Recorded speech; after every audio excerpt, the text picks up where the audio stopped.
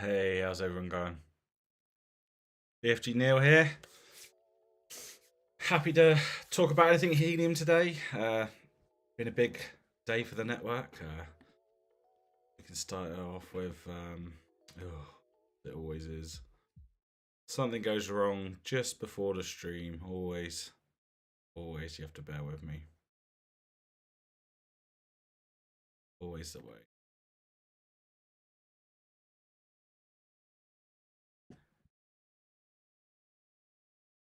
Just before. There we go. Sorry about that, folks. Yeah, as I was saying, it's been a big week for the network. 500k hotspots.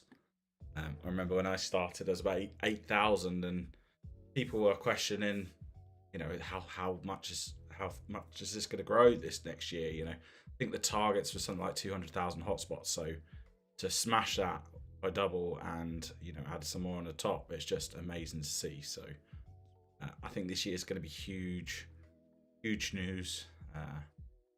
I think we'll easily see $1.5 million, maybe close to 2 mil. So it's amazing to see this growth.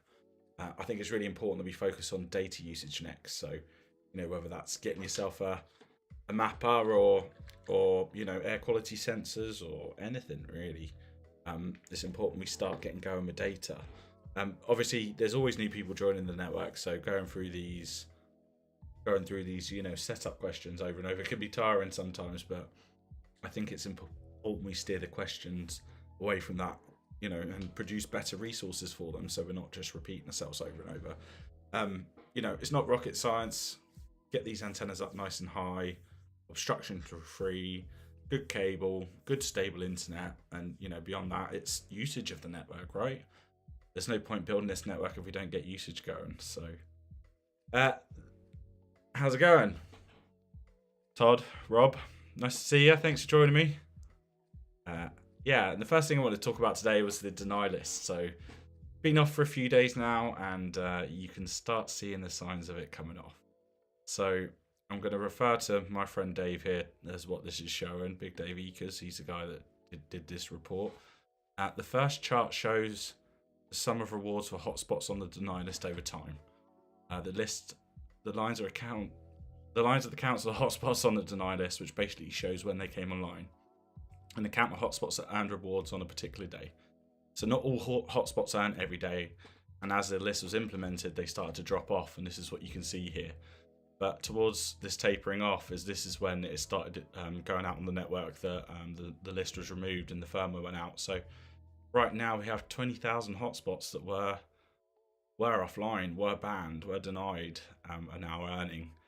And that equates to quite a scary figure of 8.16% of the network right now is going towards gaming. So as bad as everyone thought the list was in private, obviously you can see quite easily that we need to get this list back on. Sorry, I'm cutting most of that off. I'll show you. There you go. So 8.16% of the network rewards are given to these deny lists. The data's pretty good. It shows you by maker, and obviously there's one that sticks out like a sore thumb here. The ones that I've seen quite a lot of as well are Pisces, but compared to Panther, there's quite a lot on the deny list. As you can see here, again, Panther just taking a huge proportion. This list does show that most of the hotspots were in one particular place, but you just got to remember that was the area they were targeting. So, as much as there's gaming in other countries, it looks like one place because that's where they were targeting. So, yeah, what do you guys think? I mean, hit 40 definitely needs to happen, right? Shady Cool Guy, why was the list turned off? Because we found it, basically. Helium had done this list in private, and community members noticed the code, basically, and they felt like they had to remove it and put a vote up for it. So it's been revoted for, it's been approved, so it is going back in. The list is going to be very public as well, so we'll be able to see it in the Git repo, from what I understand. So should be able to see what's going on. I don't think it's too much sense cap. I think you can clearly see that there's one particular maker here You know, a lot of Panther X, a lot of Pisces, and the Pisces ones are the ones we're seeing in Europe. They're misasserted in Europe, even though they're in China by the looks. So it's these two brands, and obviously there is a set number of Bobcats. So not sure what went on there, but you can quite clearly see it. But I think if I hover over sense cap here, you'll see it's just a tiny pool. So yeah, what I'll do is I'll post this this link. This is from Big Day Beakers. I'll post it in the chat for you so you can see it. Just go over it. It's great information to see.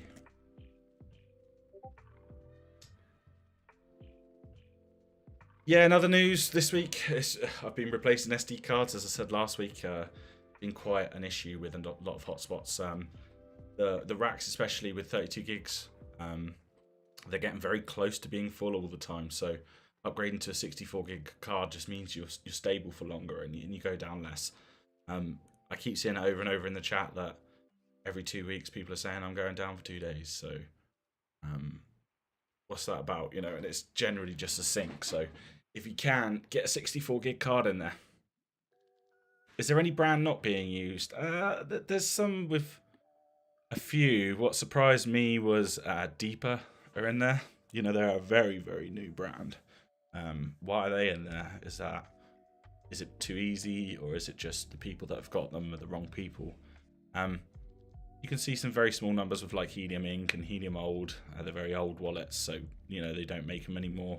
L-Tech, Long AP. Might be just on the top there, but it doesn't look like it, or it looks like a very few. No one's using Nebulous for gaming because they don't work. So, yeah, generally, there was quite a few on this list. It was said that this list isn't a full list of everything. It was just how far they'd gotten on the network. So the focus was mostly on industrial-sized gaming clusters in warehouses, basically. Still waiting for my racks to come back online after a few days. Yeah, it's been a difficult couple of days for rack owners. There was a snapshot release last night. So if you flash a new SD card right now, it will be so close to height that it will be synced in seconds. But in regards to SD cards, rack recommend the SanDisk High Endurance. I actually use the A2 cards, which is the same as the ones that are in the originals. So I've never really had any problem. It's just don't go for weird brands off Amazon and you'll be absolutely fine. You know, you want a good recommended card. That's a good question. Housekeeper, hey BFGNeil, can I ask your approach to host splitting with friends? What percentage do you negotiate? Is this the same for each host? What tools do you use to pick the best potential host locations? Yeah, so I give everyone the same deal. Some people will call me crazy for doing it, but I do 60-40. You know, without their location, I wouldn't get anything. 60 me, 40 them. Without their location, I wouldn't have anything. You know, I just have another miner sat on the side. And it's important for me that it's not just, you know, this isn't just an opportunity for me, but it's a friends as well. So I've generally done friends and family, and if anyone asks me for a hotspot, I will gladly give them one. In regards to where I pick for best locations, I generally just go everywhere. As long as they're not 300 meters from another hotspot, I will say yes. You know, a lot of the time, getting them up nice and high, you can do some crazy range from it.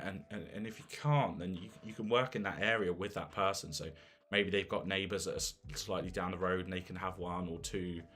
You know, and there's two strategies to Helium placement in my eyes. You can go optimize every placement to be perfect, spend all the time making sure every hotspot is perfect, or you can just go hit and miss. So you just go everywhere you can, because no simulation's going to tell you how well it's going to do. And you know, oftentimes you can put more in the area. So you know, put quite a few down, just go everywhere you can. And then over time, you'll notice that you'll get key hotspots that make it more than others, and those are the ones that you really want to pay attention on. Still kind of waiting for secure mappers to verify hotspots. Yes. I would love secure mappers. Secure mappers would mean that we can verify coverage in the wild. One of the main goals for it eventually would be some sort of monetization for it. So we can carry these devices, verify the network, and earn a little bit of money. I mean, that just sounds perfect. Who doesn't want to be a digital nomad just mapping the country? Or the original implementation for secure mappers, one of the first talked about methods was this idea that regions and hexes would be selected, and when they're selected, their money would go to escrow, and then a data verifier with a secure mapper could go there and map the area, and if it's found to not be gaming and everything, the funds are released, and the person verifying it gets a percentage. So that seems really interesting to me. I would love to do that. It just sounds like you could be a digital nomad, traveling the country, verifying coverage. Sorry, Keith, I didn't mean to miss your question.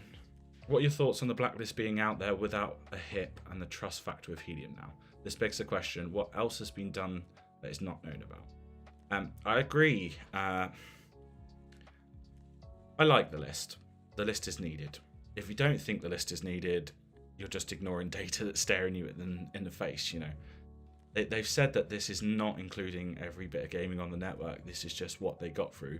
And if you read certain things, you can see that there was more coming, and there will be more coming over time. So once they refine these, there was some problems with some hotspots being selected when they shouldn't have been.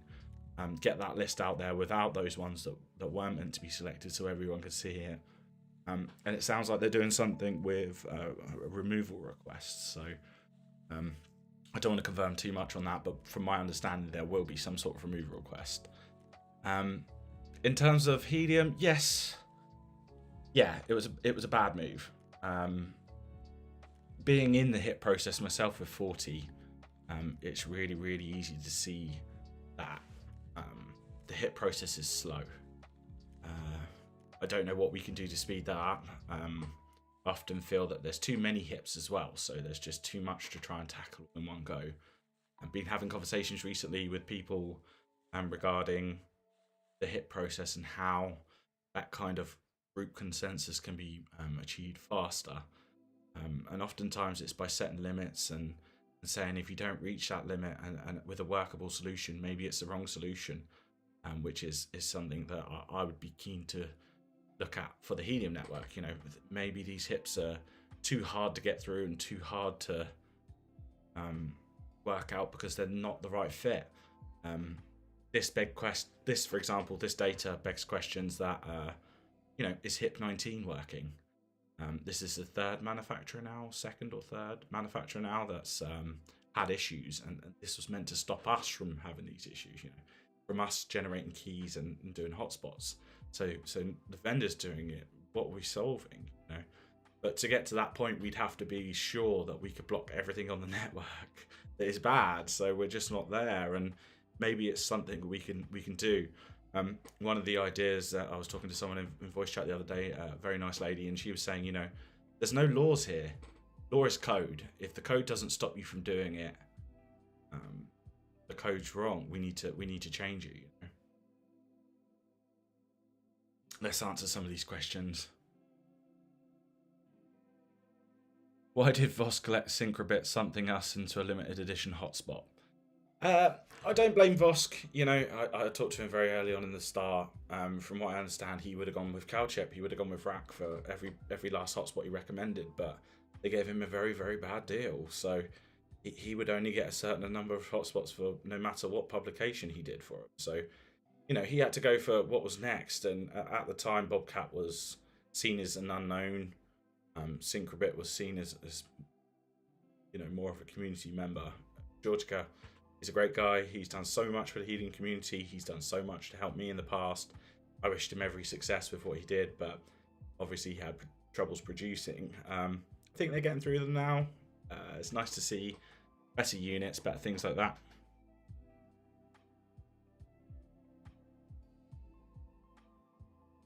Let's read some of these comments. What percentage do I offer others to set up miners on their property? 60-40. 60-40. So just a nice fair deal for them. It often means that they come back and say, oh, I have got my brother down the road, or I have got my friend down the road, and we can both earn from that together. There's enough room in that budget for them to take some and for their friend to take some. So generally offer the same thing for everyone. I don't do too much hotspot placing. I've got a few cur links, links to go, but yeah, generally I slow down. Wouldn't mind trying on mile site. They look nice. New control, maybe, but yeah.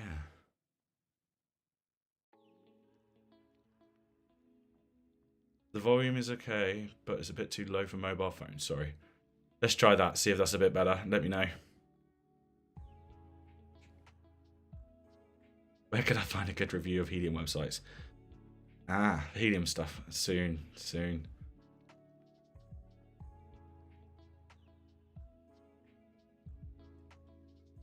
How long do you get before going on the list? Well, it's a new process, It's hard to see, and we'll find out with time. So, thanks for the sub, by the way. Yeah, I put stream alerts on. It's gonna be a new process, right? It's bleeding edge stuff coming out now, so I'm sure we'll see soon. But from what I understand, everything will be uploaded to a GitHub, so you could check. You could check the list on GitHub and see what hotspots are on there. So you'll be easily be able to see if your own hotspots are on there. And once we go to hit 40 world, the idea is they have an aggregator website, so you could easily see it. You'd see it in your transactions, you'd see it on Explorer, and if you wanted to, you could go on this aggregator website and find out what list you're in. You can't hear my new mechanical keyboard, yeah. Sorry, I can type if that helps. When will light hotspots be available for shipment? It's meant to be this quarter, right? Have hotspot manufacturers been known to be fast in the past and on time? No. I think we'll find the end of the quarter or start the second quarter before we start seeing them.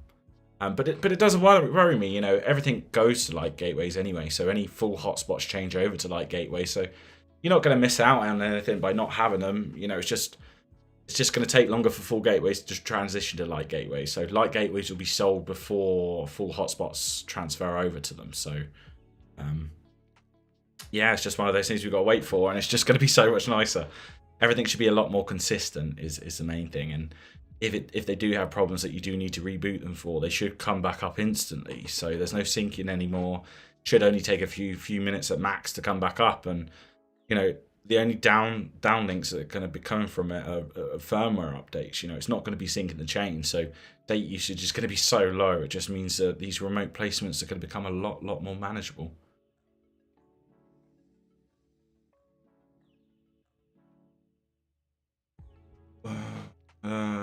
Was wondering if you could check out my hotspot to see if there's anything I can improve. Stale nylon giraffe. Sure. Let's have a look. Ooh, wrong one.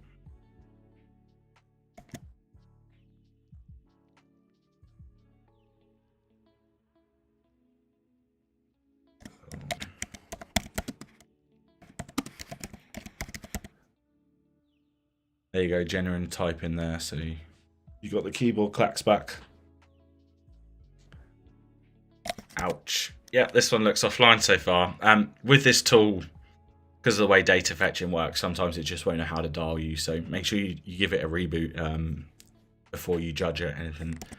It looks set up well by the looks. Have a quick browse of the rewards just to see how it's doing.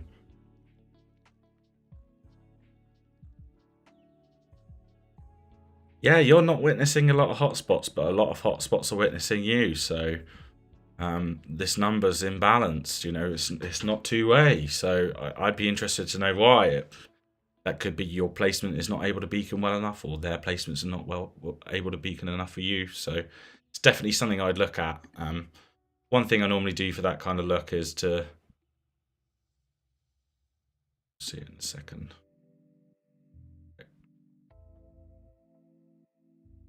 So look at some of the activity. Ignoring, it looks like there's a few invalids, but yeah, looks pretty strong. See if we can find one slightly further away. Yeah, that's real strong. Doing really well with that. Looks good, but I'd be wondering why. Obviously, there might be interference around by you. It's important to check that out.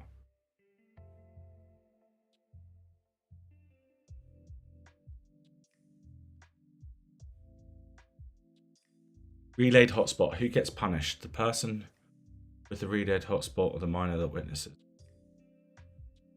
I'd say relayed hotspot. The relayed hotspot itself.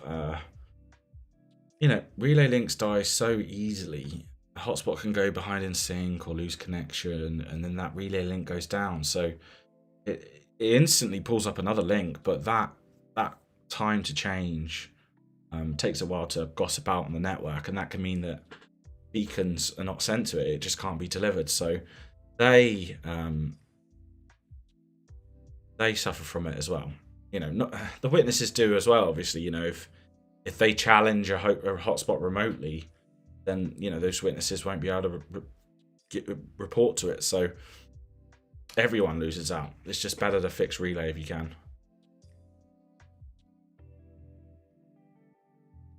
Hey Neil, I have a mounted gold hotspot that went offline yesterday and is resyncing. Currently 9,000 blocks behind and moving incredibly slow. Is there anything I can do about it? Yes, I would recommend an SD card replacement. Get yourself a 64 gig card. Rack recommend the SanDisk high endurance ones.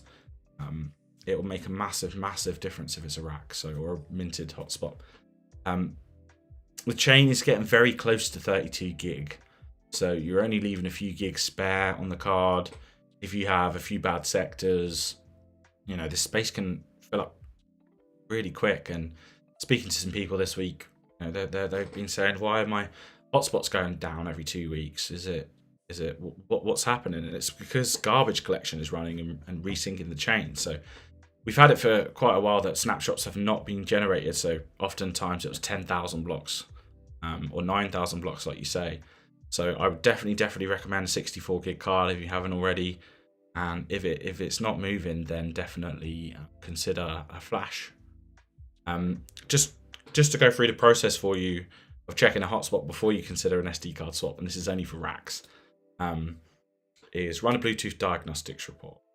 At the bottom of that report, there's a send report button. Click that, and then you'll see blockchain height. Look at that blockchain height, come back 20 minutes later and repeat the process. If it's moving, you don't need to do anything. If it's not, then you probably do. There's some other signs as well. If there's a green light, a red flashing light on the rack itself, and that's worth doing. Old firmware is worth doing. But the snapshot was last night, so if you're that far behind, it looks like it's not grabbing the snapshot, so you might want to try a flash. And definitely get a 64 gig card in there while you can.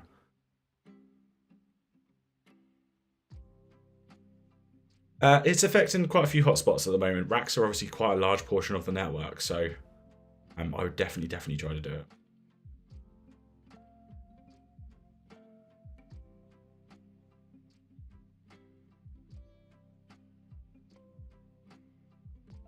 What other components would I need with the WIO terminal if I were to map? From Dennis. It's pretty easy. You need you can get the whole unit from seed now. I mean, I've obviously printed my one. So this board is available on the GitHub repo. It's Paul's private one, and he'll ship it to you. So it's everything you need. Or just get the one from seed, and it's basically just a GPS chip, a LoRa chip, and a battery in a case, and an antenna. So one of my favourite mappers, big screen, nice project. And obviously if I want to do something with the screen afterwards, it's a nice little base. But one of my favourite ones is actually these WizBlock kits. So these WizBlock kits are absolutely fantastic, and it's one of the most accurate mappers I've ever had. Obviously, I had some original hotspots, so I normally put these original antennas on them for mappers. A little overpowered, but you know, I don't always submit my data to mappers. I actually prefer to use Grafana and things to show that data, so it's not too bad for it. How is Bobcat dealing with a large blockchain? Quite frankly, Bobcat's got fast sync. You know, racks don't have fast sync. It's coming very soon. They're going to have a remote dashboard, but Bobcats have it, so they can deal with it they can fast sync and just catch up better, so they can just deal with it better. Rack haven't been doing their firmware. It's obviously been done for Helium forever, so that handoff process is being done as we speak. It's nearly there, and from what I understand, Goldspot owners will be able to beta trial the new remote dashboard with fast sync soon, so it will help with the issues until we get through to light gateways where syncing won't be an issue. Yeah, rewards are down across the network. You know, have a look at this deny list stuff and you'll see it. It's about 8% down. You can see it on this second report here. You can see the percentage figure there, 8.16% of the network, or 4,490 Helium has been going to the deny lists. It's obviously popped up since the deny list was removed. It's going to be bad until it's back in and extended. Is there going to be a set of rules for what is considered gaming? 2 miners, 1 antenna, 1 miner, 2 antennas. Misasserted by more than 100 meters. How would you know what's allowed? So there's 2 sides to gaming. One's spoofing, and spoofing is where you're misasserting your hotspot based on where it should be. You know, you're saying it's further away, or closer to affect your score. The current deny list that we have is not going to detect that. They've been very clear in saying that type of gaming that they're detecting is stuffing of metadata, altering of metadata, and replaying of metadata and things like that. So generally, if you're spoofing, or you know, that's not going to be found. But as to your other question, 2 minus 1 antenna, I'd call that gaming. You've got to admit there is no good reason why you can't do the same job with one hotspot there. You could say there's redundancy. Redundancy for what? And the fact that 1 antenna, 2 miners, the RSSI is going to look exact. You know, so when it comes to blockchain and someone looking for it, it's definitely something I hope someone will produce a hit 40 list for. You know, we're going for the ones that look like they're all in the same room, and these ones are giving us signs, and these are the ones that pop up. Yeah. No brainer. I hear Helium is going to be stopping app development and handing the responsibility to each vendor's support by dashboard app, as well as the onboarding process. Do I have any insight to this? Yep. Manufacturers are going to start producing their own app. I think SenseCap has already released a beta version. I wouldn't trust it at this time because the way that they ask for the 12 words is not the securest way, and they can actually request it through the Helium app to be authorized to view the account. So I prefer it that way. But you've got to remember, it's going to make it easier for people to manage their hotspots through the maker's dashboard. For example, if you had a Nebra, rather than having to go on a Nebra website, you've got the Nebra app to, you know, quick reboot or fast resync. I'm not sure if we're going to get it before light gateways, so I'll be interested to see what's on there. But yeah, the makers are going to get apps. It's just another thing that Helium does that's too much. You know, it's too much of the ecosystem that they control. So splitting the responsibilities out to the makers and handing off the onboarding process to them makes it a much easier system. So no more support for the Helium app in the future. I'm not sure what the long-term goals are for it, but I'm sure there will be one to some degree. It's just that future developments will probably see it in a different way. How far off can you put your location compared to your actual location to not be considered spoofing? LoRa won't know the difference between 100 meters or not. It won't know if you're 100 meters that way or 100 meters that way. You know? So don't go too far. For privacy reasons, I don't assert over my places. They're generally on housing estates, so I make sure they're over different houses. When Helium started, it showed the map like Hotspot does, you know, exact locations. And that freaked me out. You know, we had door knockers in the area and we had people trying to find these hotspots.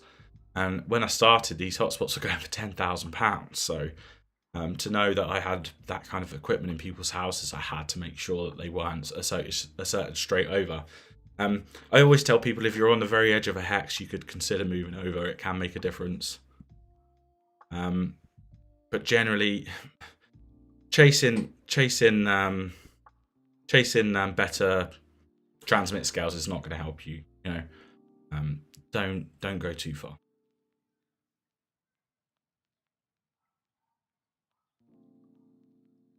Yeah, so just some things I wanted to talk about this week. We had a lovely Helium Hacks happy hour meeting. It's really cool to talk data with people and talk to the community about data and see what people are doing with it. So if you haven't been to one before, it's on a Wednesday night. It's called the Helium Hacks happy hour. There's a link in the description. There's a link in the Discord that you can find for this event. It's generally open to anyone to come and have a talk. Travis runs it. It's a great show. I wanted to talk about a project that Joey's set up. Now, it's using the IKEA, I don't know how I even want to pronounce that, but basically it's air quality meter. And what he's done is he's modified it with a cube cell to extend it and make it LoRa enabled. What's quite interesting about these is they have the pin outs for it. So with just a little effort, little soldering, you can actually have a readout of this straight into the cube cell, and Joey's coded it completely. And these are the units. So they're nice looking units, nice LEDs on the front, USB-C powered, but amazingly they're £12. So in dollars they're about the same, I think. But I recently bought a BME 680 sensor, and that's £18.90 just for the sensor. So to have one in case with power supply, with programming, you could just put a cube cell in it. Is amazing. So check that out if you haven't seen it. I've got a couple on order. They're going to come in. Hopefully going to do a video on it. What I really want to do, and I hope you follow along with, is Home Assistant for this. So Home Assistant can give you alerts that you need to do things. And if you have your air conditioner hooked up to the system, Home Assistant, you could enable this to turn on Home Assistant, notify you it's gone on, and then notify you when it's turned off, that the air quality's improved. So it's really cool to have these DIY projects in the community to see where they can grow. And being able to get something like this that is so cheap, so good looking.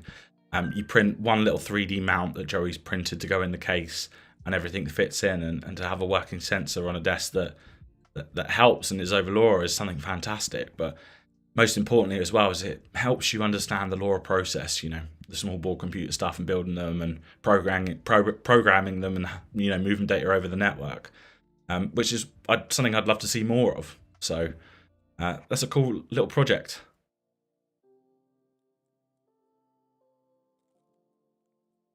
Yeah, there's no real distance. I mean, 350 meters, but if you put down that you have an 8 dBi and then you're hearing someone at a certain RSSI, then it's going to be wrong. It's very dependent on your area and what you're using and how strong the signal is of what's going to be valid or not. So don't go chasing RSSI. Just try and make it as clean as you can. I see a lot of people rushing to buy band filters and things. From my research, that often just adds loss. They're not needed, but in some regions they are. They can make all the difference. It's very important you learn about signal propagation out of antennas. It can make a huge difference having them a certain height off the ground, nothing touching the fiberglass, them being obstacle free. So these little movements are going to make far more difference than trying to chase RSSIs or try and alter them and end up on a list.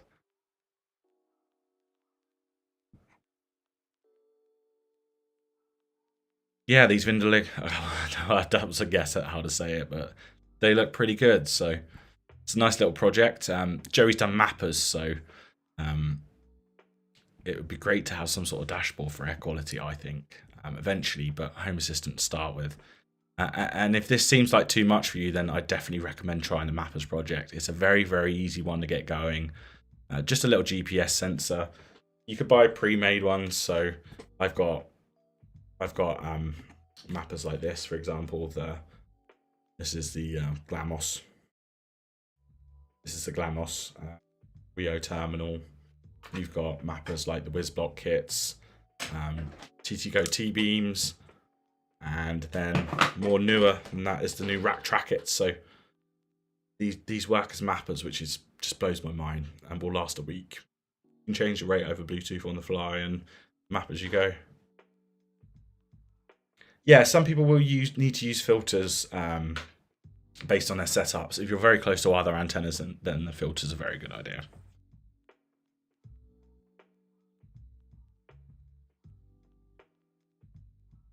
What's a concentrator? A concentrator is the LoRa radio card. It's what all hotspots have. They have a LoRa concentrator. It's what sends a LoRa. What does the radio on the hotspots? So they're called a LoRa concentrator. So the ones I prefer are rack 2287s. You can get some older ones. What GPS are those little square ones? They're the new rack track it ones. I don't know what GPS module it is. Yeah, pretty cool, right? Tiny. WizBlock does use the Helium network, yeah. So they sell a great little developer's kit. I've got it somewhere. Here you go. Great little developer kit. You can build 2 boards from it. One of them, you obviously want to build a mapper first. It just makes you understand how to code the network. It's cool. They're all click and snap. You get a nice screwdriver in the box, and everything clicks on and then screws on. So you get a load of sensors, environmental, 3-axis gimbals, light, sound, pressure, everything. And they do a larger range as well. So if there's anything you're missing, you can just go on the website and buy the extras. I can't recommend it enough. It's one of those things. It's like, pair this with a 3D printer, you can build anything, and it's so much fun. You know, I do it all the time. You can see it with this when before Seed sold my 3D printed a case. I 3D print pie cases and things. So this is a little. I think this is Home OS actually, but I've got other ones running other projects like decentralized VPNs and things. Sure, I should put some links, shouldn't I? It would help. You let me know what you want linked. I can drop it in. Sure. But that's what mapping helps with. No brainer. You know, being able to go to an area with a mapper and say, I can hear these hotspots here. Obviously, you're going to find times that hotspots are down. They're not going to respond, and you're not going to get any signal back from them. But it can give you a good sign of what's legit in the area or not.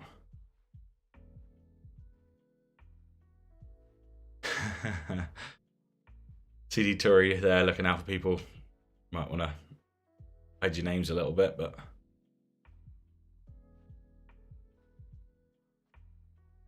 the WizBlock trackits do use a Helium network. So they've got a peer-to-peer mode, so they work between each other and send each other signals. But they do have a third-party LNS mode, which you can enable Helium. So you can set these up in their WizBlock, WizGate, firmware, the software for managing this kind of LoRa networks, but you can enable Helium on them. So the only problem with that is when you select Helium from them, you need to start tracking the data yourself. So something I've been thinking about recently, working on a little system to be able to take, these small mappers, and maybe you could buy one of these from me, and all you do is scan a QR code, set up the billing for $1 a month, $2 a month, and just go map and asset track anything you want. These new sensors are tiny. I just want to say that I've put this on the dog's collar, one well-designed dog's collar, and you finally got that pet tracker that everyone wants. It's great to see.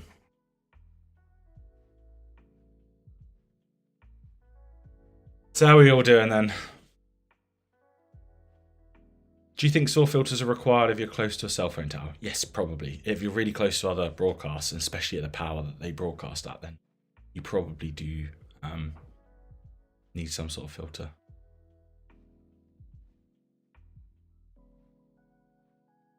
So if I have 20 acres, can I put more than one miner across the land? You could. Would it be needed? No, probably not. Could you do the same thing with a couple? Yes. You provide some use. If that land is managed in any way, then eventually some data use could be doing. But really, for the long term, I would definitely recommend sticking to populated areas. It's just an easy win target. High trafficked areas are just going to be a huge target in the future. So.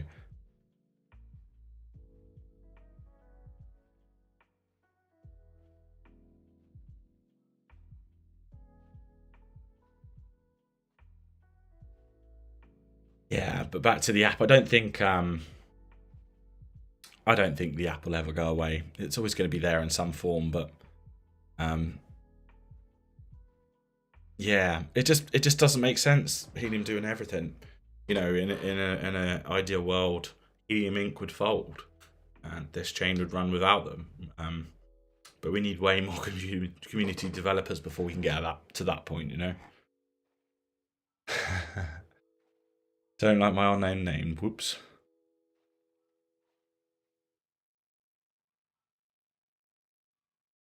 So yeah, we could do some hotspot lookups if you want.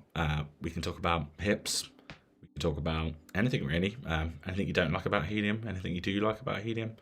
I'd love to talk use cases, or if you want some advice on how to get started, anything, please let me know.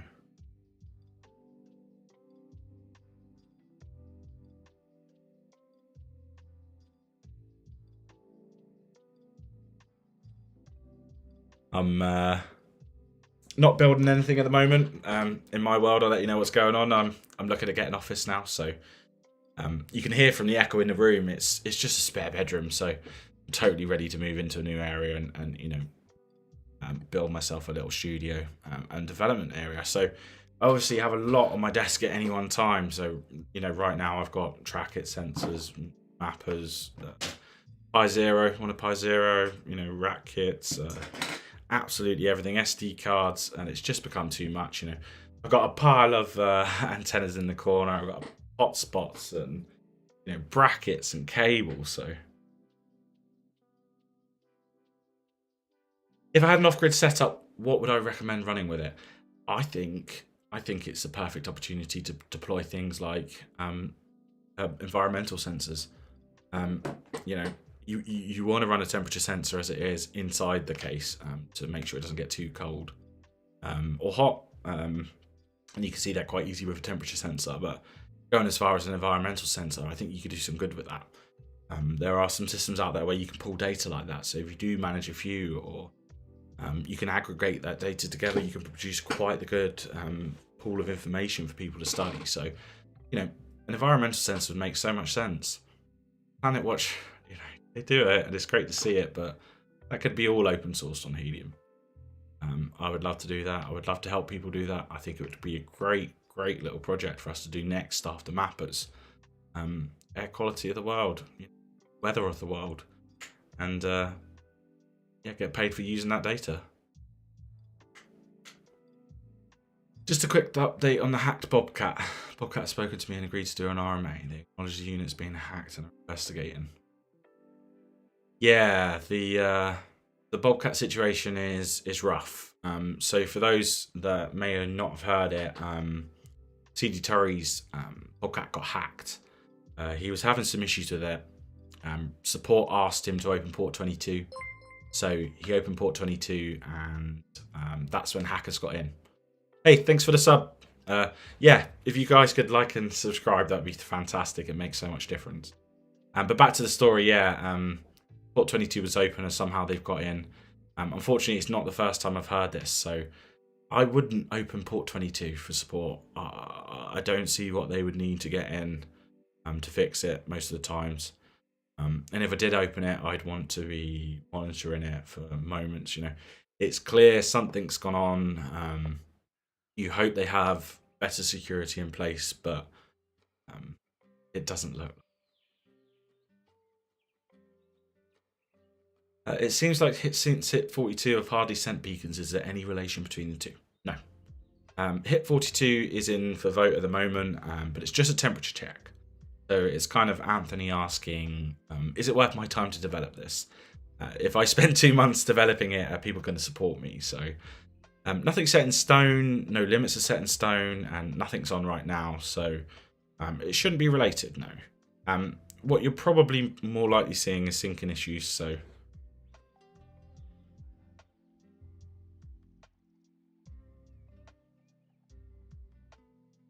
directional antenna with good opening angle.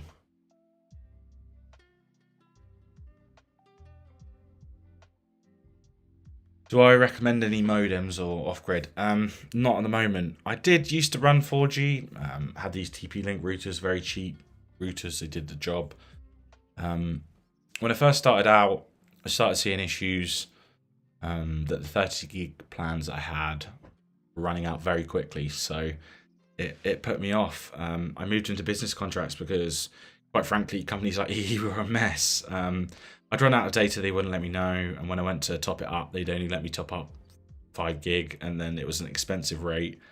And half the time they cancelled, they declined my card, so for no apparent reason. So the final straw for me was seeing a hotspot do, I think it was about 400 gig in 2 days. It obviously got stuck in a snapshot loop. Downloaded the snapshot, tried to load it, failed, crashed. Started back up, downloaded the snapshot, failed, crashed, rinse and repeat. And I just knew I had to get off 4G, so I don't consider it at the moment. I would definitely be waiting for light gateways before I consider 4G myself. If racks have had 0.02 rewards for 8 days, would it be the SD card? Usually very good rewards. Generally, it could be related. If it's consistently the same earnings, it might not be. I'd definitely recommend it though. A 32 gig card is just going to fill up very quickly, so definitely do it. And there was a snapshot release last night, so now's the perfect time to do it. If you haven't already, get a bigger card. When are they going to remove offline hotspots from Explorer? It's misleading to show hexes with coverage where the hotspots are offline for months. Yeah, it's something we've talked about generally as a community. So, it's lovely seeing all of this, but it's not very intuitive that, if I look at this hex, I can see there's 2, but I've hidden it, haven't I? There we go. See if we can find one. There you go. Issues. If they're offline for a long time, I'll get you straight to one. There you go. Wonder where I can find offline hotspots. Oh, look, a big Pisces cluster. Yeah, so, for all intents and purposes, this doesn't have coverage in it, but if you zoom into this area, you think that it has coverage in it. It's something I always talk about. It would be nice to have this coverage map as the main map, but as you can see, it's just not there yet. There's some horrible mapping happening down here, but yeah, you just couldn't rely on this as a map. What does it show you? It doesn't show you hardly anything, so we couldn't make this public yet. We need to increase mappers numbers and do it sharply as quickly as we can.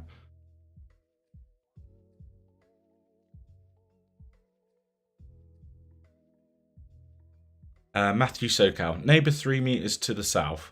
They want to mine. Now 2 antennas in close proximity. We can't change this. Is there anything we can do or adjust to be in close proximity to each other? No, there's nothing you need to do really. You're always going to be invalid to him. So why bother? Why matter about it? Why think about it? Just assume that one's always going to be invalid and just get what you can. Remember, if he lowers your transmit scale or you lower his transmit scale from being too close, that's only going to affect people that witness you. So you'll still see everyone that you witness as normal. And obviously this guy's going to have a lower transmit scale, but you're not going to be able to see him, so it's too close. So sure, put both up. It's not going to hurt. Would slow internet speeds hindering witnessing of beacons? No, slow internet speeds don't affect beaconing. When a challenger issues a challenge, Hotspot has a 20 block limit to reporting. So speed doesn't matter in the slightest. As long as it's stable and can get an outbound connection, then it's fine. Hotspots will actually retry to send a witness 10 times as well. So often you'll find on the first one it might fail, and then it grabs new information, and because it found out its information was stale, and it will go through on a second. There are a few bugs sometimes that it takes full 10 to retries and still doesn't get through, so it's dropped. But generally, there's a long time for you to do. Thanks for the subscription, by the way. Hi on Helium. It's nice to see some friends and get some subscribers on here. I'm enjoying it so far. Like I said, I'm just about to move into a new office the next few days, so the next time I do a live stream, the next few videos should look a bit better. I'm really excited to get a workspace going. I want to build some kits to get people going. I want to be able to say, here's a WizBlock dev kit. Here's a great little example you could build. Let's try this. Witness on incorrect channel. Have I ever seen this? First time I come across it. What does this mean? Both beacon and witness are in US at 915 and region is correct. It can't be if it's on the incorrect channel. One of them is not set up correctly. You know, one is just set for the wrong frequency and is broadcasting on the wrong frequency. Yeah, the mapping kits are great. I love the rack mapping kits. And what's the best thing about it is, if you don't like it, or you know you've mapped your area, you can just turn it into something else. So just a rack board. It's one of the bigger ones. They do half size ones now for mappers. So that's what's inside these is the half size one. So I want to get some more of these smaller bases. Joey's project, the air quality one, I really want to get it on WizBlock. I've had trouble getting cube cell stock, so this WizBlock stuff's much easier to get hold of. With a relay issue, is it just the reserved IP in 441.8 that needs to be opened? I've been relayed for nearly 2 weeks. Yeah, just 44158 on your ISP's router. So it's really important that you check a couple of things first. You know, make sure you're directly connected to that router. Is there another router in between the path? You know, you're going to have a double NAT situation. So oftentimes, if you have that, the first router normally has some sort of modem mode that will pass everything through to the second one, and then it handles it. But generally, make sure you're connected directly into that ISP router. Port 44158 open, and then you can use a tool like on Helium Status, for example. So Helium Status, go to this Force Connect page. I have to quickly wipe my IP, and yeah, there you go. You can test your connection live there to check if port 44158 is open. So if you use this tool, Helium Status, it's free to use. You just log in to use it and click on a hotspot name and look at the live status of it. Takes a few seconds sometimes, and sometimes I always recommend doing a reload. It helps sometimes. But you can see here that some issues. It's relayed and it has different listen addresses. So this is the situation I was talking about earlier. Although it's already relayed, you can see at some point this relay link has died and it's picked up a new one. But at the moment, everything on the network thinks that it's on this one. So when it goes to dial it, it will try this one and fail. So although the API is slow and just a watcher of the chain, it's just a sign that the gossip hasn't spread well enough yet. So they may have trouble beaconing you. So you might see witnessing events, you might not, but you would definitely have issues with beacons. Yeah, it's just good to see. And if you like seeing this, you can add some monitoring. This just monitors it every hour. There's packages just for that. And if you had some real questions that you just want to sit down and talk to someone through, you can always ask a pro. That's a booking of a session. They're available with an expert. Sit down for any length of time that you want and just go through any issue. You've seen everything. We've heard of everything. And if you sometimes you just want to chat to someone and talk through an issue before, it's been driving you insane for weeks, and just having these kind of calls is available if you want it. And that's just at the bottom of the page, Ask a Pro. We don't advertise it too much because obviously it's a paid service, and I try to be as community orientated as I can, but it's a paid service. A good friend runs it, so if he ever has issues, I help him. So we're always there for you if you need him. Sorry, my face was covering the status. There you go. There you go. So yeah, the observed listen address is different from the API reported address. So the relay link has died, and you can tell that the new relay link is working because if we click it, we can ping it. See, so the link's working, but if we ping the old one, you see it failed. So and if we legit typing for you, it's not a mechanical keyboard though. It's just a Airbag Mac. So there you go. This is a good hotspot. So he's a pro. T-shirt coming soon. I just got my 64 gig card and would like to upload the latest snapshot they released last night. Any tips on videos on how to do that properly? You don't need to download a snapshot. That's all done automatically for you. So if you just go on the rack support page and download the link and flash the firmware with Boolean etcher, I've got a video for it on my channel if you want to see it, how to do it. That's all you need to do. The snapshot is the first thing it does when it loads. It will go and say, is there a newer available snapshot that we're at? And it will try and grab it if it gets it. Where it was released last night, it's only a few thousand blocks behind, or 1,000 blocks behind. So yeah, definitely a good time to do it. Do I have any idea when with no track it will be available to purchase? I don't. They announced it and they had a big announcement. It's cool to watch on YouTube. It's great to see them do this kind of end user device. I went on the website and they were available for sale, so I put an order in. I don't know if they had a duty to deliver from a certain time, but after I got finished with it, it quickly went off sale. So I'm very lucky that they sent me, and it's actually a pair. There's 2 of them somewhere. So yeah, absolutely fantastic that they did that. But I feel very, very lucky. No one's had it yet.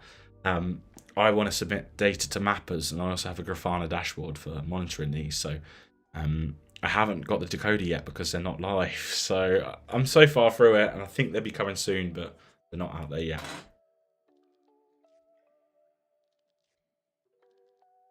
Can I check out Fantastic Garnet Ape? Sure. Let's have a look.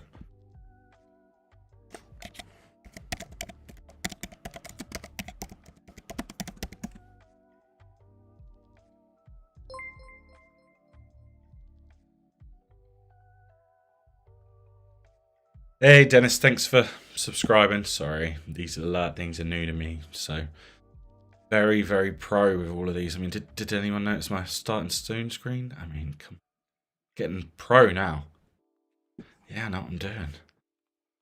Taking a long time to load is never a good sign. It normally means something's failing. We'll see.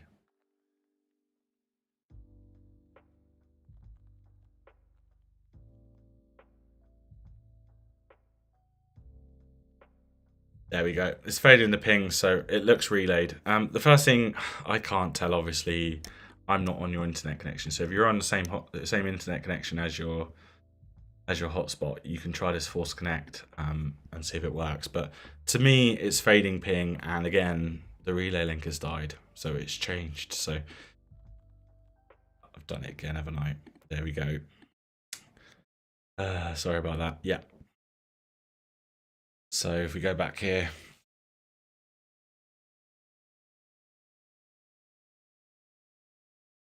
don't start shilling now. Yeah, please, if you can, use my Bobcat resale code. It means the world to me. Don't buy Bobcat. I would be a huge advocate for HIP22 when it comes out. I want community firmware. I think it would be the best step for Helium to have these concentrators built by well-trusted companies, rather than relying on them to build the whole hotspot and fail so miserably at it. Like Nebra, just absolute failure. It's just everyone I know has had such a horrible time. It's just been one of those things. Here we go. There we go. So yeah, it's not pinging. It's slightly offline. It only knows how to dial it through this relayed address. So it's hard to work out if it's an internet problem or if it's just a listening problem. So try the connection test. If it passes and you come back here and it still lists the relayed address, it normally means you need a reboot, and then repeat the process 20 minutes later and this should come back with the IP. But if the connection test fails, then you need to look at your port forwarding or your setup. The best guide out there is Crystal King's guide. Relay workflow, isn't it? Workflow. Okay. The ultimate workflow, and this guide is built by Jason. Jason's had this absolutely amazing workflow. Can't thank him enough for doing it. Crystal King has taken it and just put it into an easy clickable process, so you don't get scared off by the massive list. Does the buying us a beer actually buy us a beer? I questioned this the other day, and if you speak to Rob, we're both in agreement that buying us a beer should mean that every donation equals a beer. I'm game for trying that one day. I think it'd be fantastic, and the support has just been overwhelming. So thank you for the support. The comments have been so nice. If you ever want to see some of the comments, just click the buy us a beer link, and you'll see it. Just fantastic, and it's clear to see people like the tool. 35,000 users at the last check. I'm sure Rob can check, see if it's any better, but 35,000 users use this. I think there's something like 150,000, maybe near closer to 200,000 hotspot owners now. So to have 35,000, probably close to 45,000 now, supporting us and using our tool is fantastic. Thank you. Stable Peak and Octopus. Let's have a look at Stable Peak and Octopus. Sorry, lots of looking about.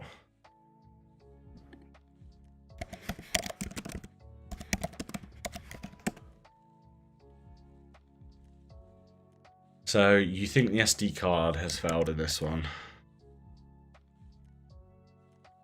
Again, refresh. Always refresh. But generally, if it's going slow, it's a sign something's wrong with it.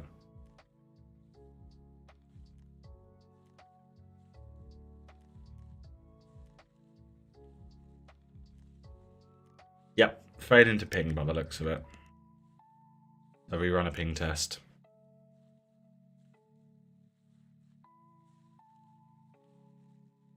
It's failing, so something's not right there. I couldn't tell you if it's offline. You said SD card, so it awful looks like a lot like it. I definitely recommend trying it.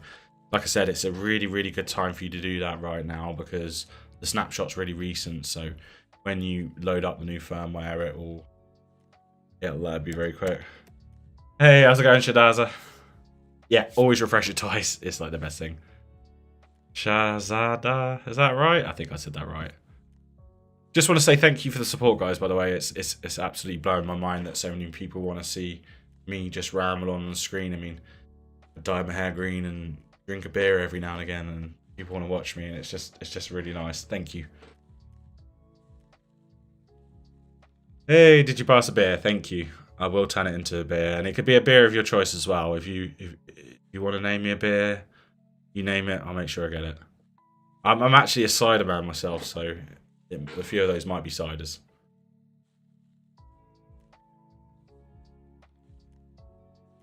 Your hotspot won't sync up, the block keeps growing. Yeah, you might want to have a look at the SD card. It might make a huge difference for you.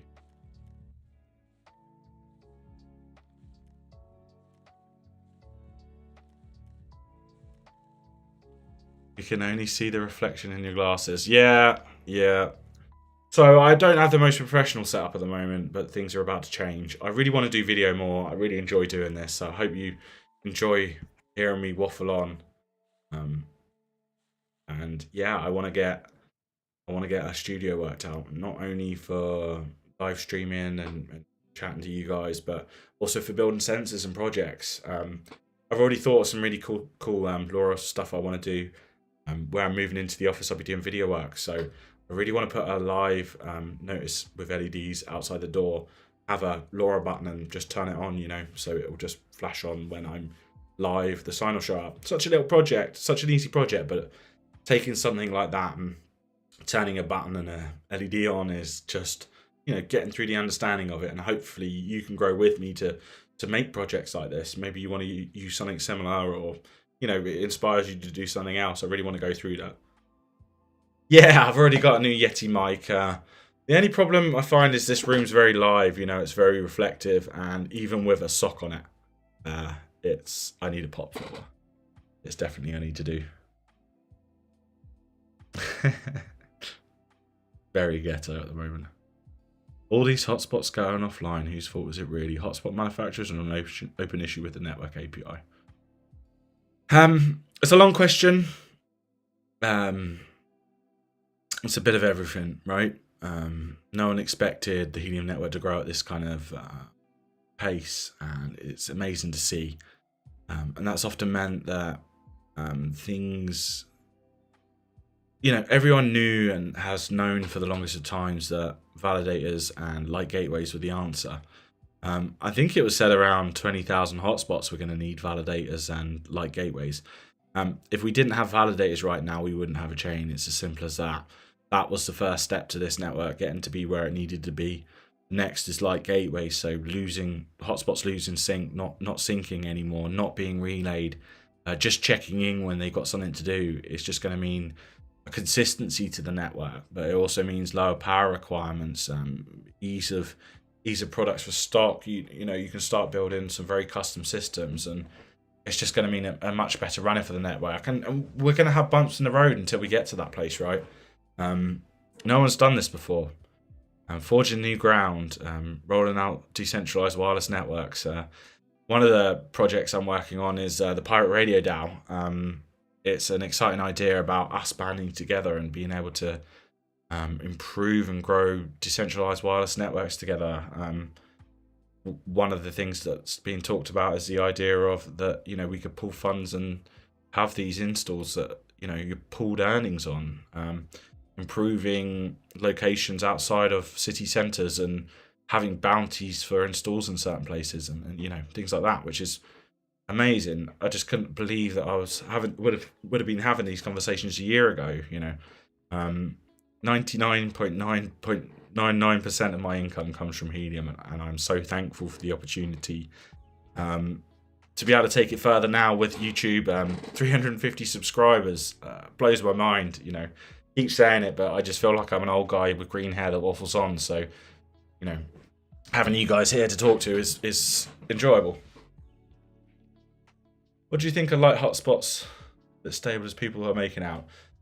There's some challenges. What you've got to remember is everyone says that challenges will go through more often with hotspots, but you have to remember that validators will still be syncing the chain. They'll still be talking to each other over the peer-to-peer network, and that can mean issues. There are validators live now. It blows my mind that people with 10,000 H&T don't even bother to open the ports. So they don't open port 44158, but they stake 10,000 H&T against it. Those hotspots obviously won't respond to challenges. If they challenge a hotspot, it will be able to challenge it, but witnesses will not be able to dial it. So the issue won't go away fully, but it would be a lot easier. It'd be a lot better, a lot more stability to it.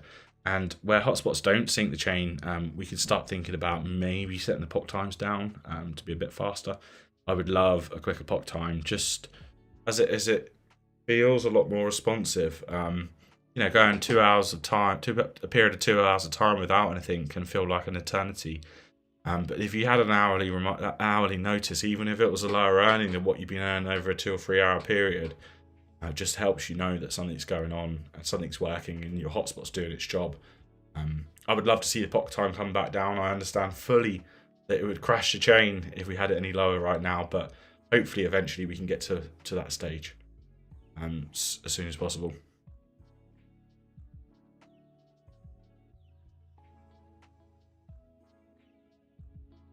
Yeah, really looking forward to getting these. These turn up tomorrow, so nice little units. Like I said, I really want to use the new WizBlock stuff. So WizBlock, let's have a look.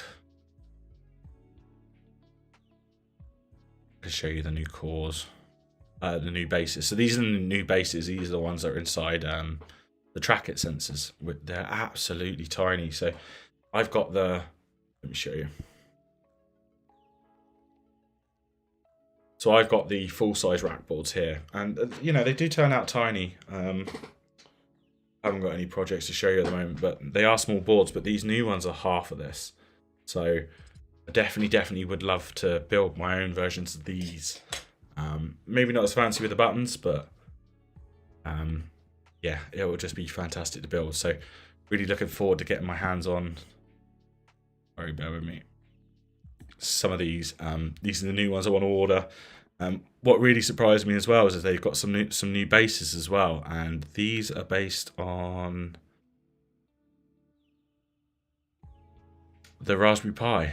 They've got the Raspberry Pi RP2040 inside them, so they're powered by Raspberry Pi's chips. So another great one I want to give a try to. And again, just look at those prices. I love Rack. I would love. I wish we had a European distributor for them. The only thing that puts me off is that I can buy this for $9.99, and I could buy the base for 10. You know, maybe a couple of sensors, and then the whole thing can cost me 50 quid shipping. You know, it's just the availability of them. I think is going to be an issue in the future. How are we meant to grow the network when we can't buy these things quickly? Looking at Joey's project last night with the air quality. I went to buy a cube cell, couldn't buy them anywhere. It's definitely something we need to work on, think about in the future. I'd like to stock them, and I'd like to see kits stocked regularly so people can get started with them.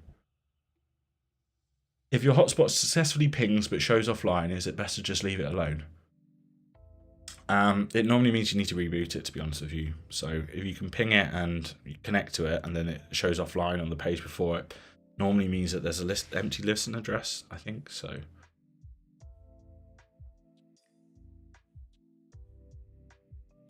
I love the idea of Planet Watch, just to be clear. I just don't understand why. There are systems that do similar things already. Weather Underground is a huge example of that. People pay 1,500 quid for a sensor, plug it into the Wi-Fi network and put it in the garden, and they don't earn anything from it. And there's a huge network of them. I'd love to see us do some open source stuff with it. The card tutorial worked. Yeah, glad it worked. It's a nice, easy process, isn't it? It's just an SD card swap. Some of the older racks, it was a lot more difficult because the Swarm key was on the SD card, so they didn't have an ECC chip, so you couldn't just wipe the SD cards. But modern racks, 5-minute jobs to replace, and obviously the resync is a bit terrible, but there was a snapshot last night, so it makes it a lot quicker. If I was doing any more right now, I'd be doing them today. A few days' time, I'd probably stop doing it again. I'd wait for the next snapshot. So hopefully something gets put in place until the time we don't need snapshots anymore, or validators can agree on them. Like, I think they're meant to agree on them every 720 blocks, and they haven't been. So 10 grand in the Planet Watch. Wow. Why? Yeah. I get it, the planet needs it, but if it needs it, then don't need to sink 10 grand into it. A BME 680. I've got one here that's the same thing, right? Plus in rack stuff, $40. So the licensing thing puts me off.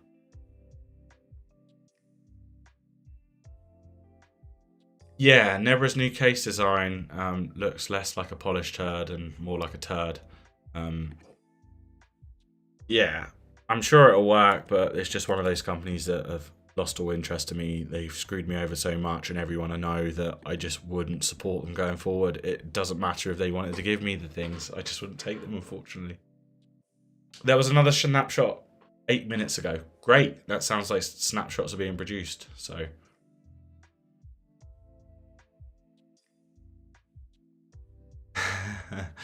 To be fair, I'm very, very lucky in my Helium position. I still think we're early for data. This network is not being used anywhere near what it should be. But I've only ever bought one hotspot with my own hard-earned money. I was in a very lucky position after that everything has been paid off since. I have some hotspots still lying about that I need to deploy. And you can see a graveyard of my favourites here. So, the 1 gig Bobcats. Not the best unit in the world, but still not as bad as a Nebra. Yeah, a dead Syncrobit and yeah, loads of curlings, so they've got to go out soon.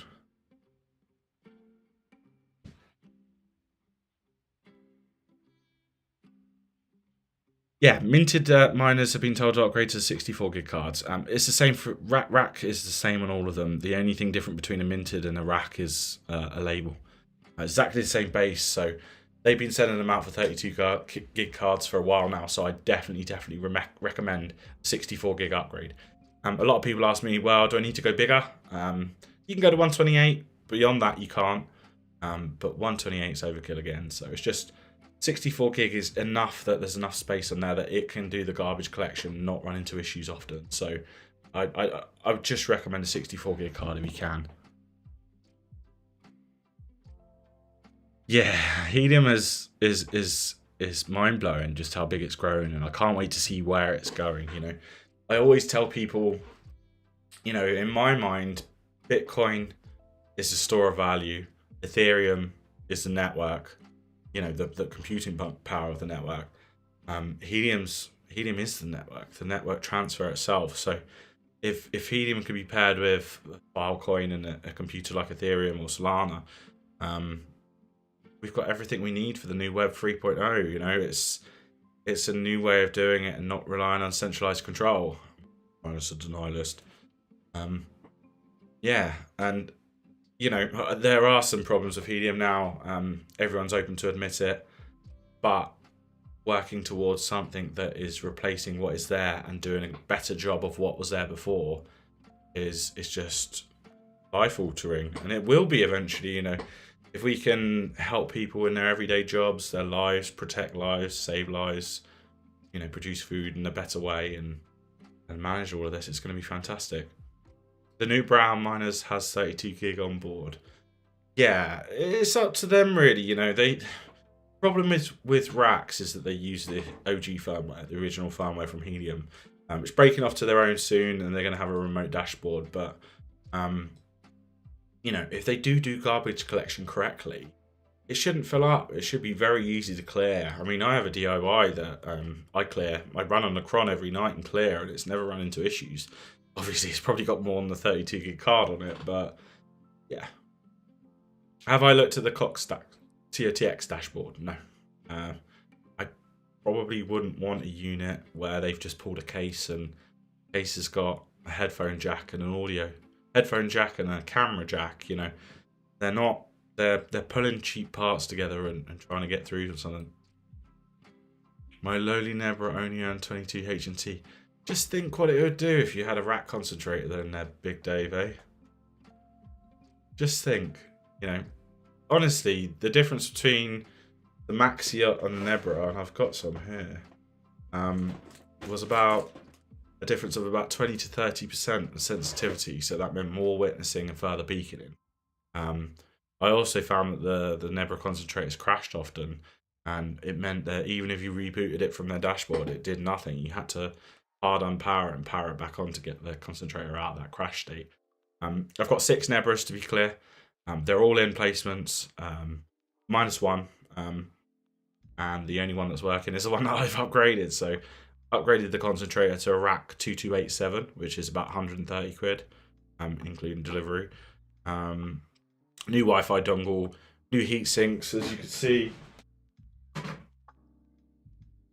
It slid off. So this is the one I got back from Host. It was always placed like that, but when I got the unit back, the heatsink was slid off of it. So please look at them and just double check, because these heatsinks are sliding off. You might not want to open them, and I understand that, but really have a look. Something about the compound that they've used and the material of the heatsinks is really bad. I just went on Amazon, and you can see it here. You can get these Raspberry Pi heatsink kits, so I bought a load of them, and that is sat on them. They've got 3M tape. They run the one I've got going runs so much cooler. Doesn't have problems. Just opened a brand new Nebra indoors. Eventually managed to onboard it, but it's bricked itself after 10 minutes. No status or Ethernet lights. Error upon connecting via Bluetooth. Unfortunately, that is standard for a Nebra.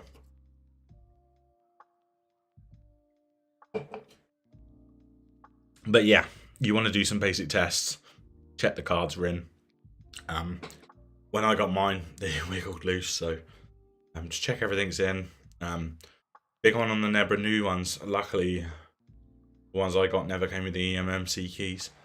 There's a green card, and just underneath it there's a slot, and it's an SD card slot. Instead of an SD card, they've got an eMMC key.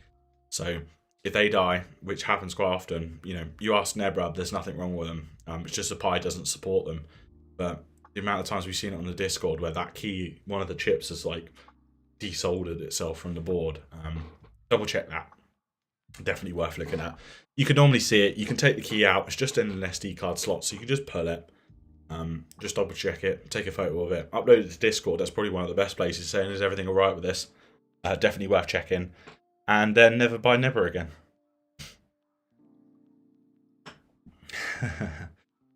Unfortunately, it's just one brand I won't trust. How do you update rack SD card with the current snapshot? They still have January 4th on the website. That's the one you need. Snapshots are generated separately from the images for the card. So just flash the cards with the latest firmware on their site. Even if it is a version behind, the first thing it will do is update to the next version and grab the snapshot. So what's my average H&T per day? Just started and I'm averaging less than 1 per H&T per day. So yeah, this is a good one to have a look at the ETL with. So the ETL is this ETL is run by DY, and Wishplorer runs Meterbase, and the ETL. Thank you for doing so. Big Dave Eakers regularly abuses the system with queries and questions overloading it. So the first thing you want to look at is always, there's been times where when the blockchain has issued less a day than it should. So are we in one of those periods now? No, looks like we're catching up a bit, actually overrunning more than target. What's the actual average earnings right now? And it's 0.16. So if you're earning more than 0.16, you're doing better than the network. I mean, it's just important to remember it's an average. Some people will be earning less. Big Dave's got a report that will show you what groups are earning what. But generally, the average is 0.15. On a good spot for me, 0.6, 0.7 some days. So, it just reminds me of the first time when I started this. I was mining a lot of tokens. But those tokens weren't worth anything. At the time they were worth $1 each. So,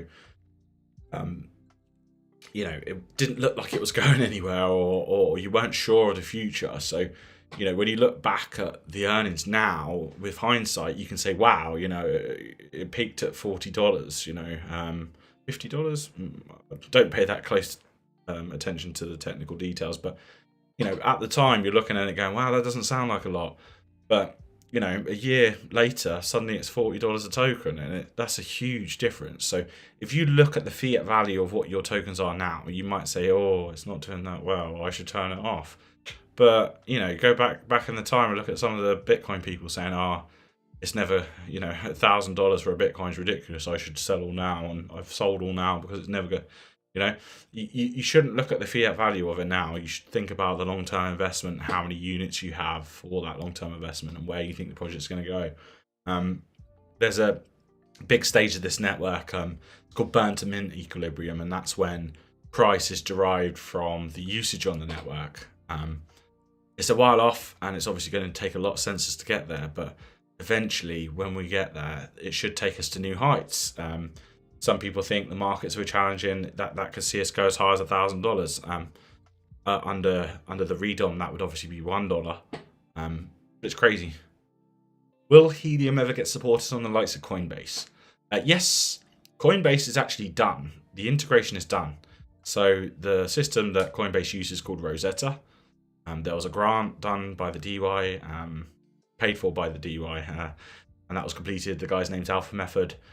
The implementation is complete. Coinbase have it. They have it in their repo. So if they chose to, they could turn it on tomorrow. Are they going to? We need to ask them for that, really. Will they wait for things like 39? Maybe. I think they would. When you download new firmware, do you take a file out of the existing SD card and place it on the new one so it knows its name? Where is it? Racks that store it. So on the racks, there's a key. There's a chip inside the hotspot. So it's not on the SD card, and it's something that you can't read or write to. So you can just take the SD card out, replace it fully with a brand new image, put it back in, and everything's remembered. You don't need to format it anyway. Belina does that for you. So just follow my guide, the video on my channel, and you'll see everything you need for it.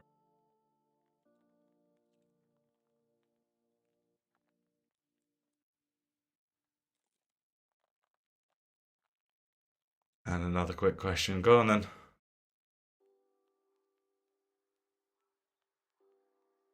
Radio jammers, can these interfere with Helium devices? Yeah, if they're on the same frequency. And there's nothing you can do, really. Are there SD card issues with Bobcats? No. Bobcats have onboard storage. 64 gig of onboard storage. So they haven't been running up with this issue. Have you heard any discussions on rack dashboards being implemented? I heard it was Q1. Yep. From my understanding, gold spot minted miners will be offered the opportunity to use the dashboard soon, and they'll get invited into a beta trial. The dashboard's a remote dashboard, so it's not a local dashboard. You can access it from anywhere in the world. And one of the important things is apparently it's getting fast sync. I made some suggestions just because I can. My suggestion was I'd love to see logs. Logs are so helpful just to be able to see what's going on. Just to be able to see things like, a lot of the time on every hotspot on the network, 30 to 40% of POC fails. And it's something you just don't see. It's not like it will show up on Explorer. It'll just be in your log files. And if you don't get to see that, it's kind of like a black box.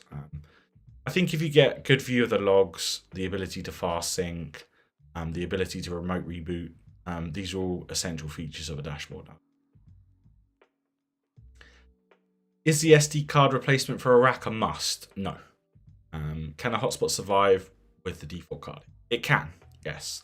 What you'll find is you'll spend extended periods of time where the SD card, where the hotspot will resync. So the SD card will fill up, it'll run garbage collection, delete the blockchain, and start fresh. It'll download a new snapshot and then sync the rest of the blocks, clear in space. So you'll notice that on a 32 gig card, that might be every 2 weeks, sometimes on rare occasions every week. You'll notice a period of downtime. So whilst it's not essential that you do it, it's recommended. And soon enough, as soon as gateways are out there, even a 64 gig card will be overkill, or a 32 gig card will be overkill. So, if you can't get to these things, don't worry too much. But if you want better running, and obviously more uptime means better earnings, so, upgrade the card. It's such a cheap upgrade. $13, $14, 5 minutes of time just to flash. You can, I sat here the other day and did 5 in a row, and it took me less than 5 minutes to do.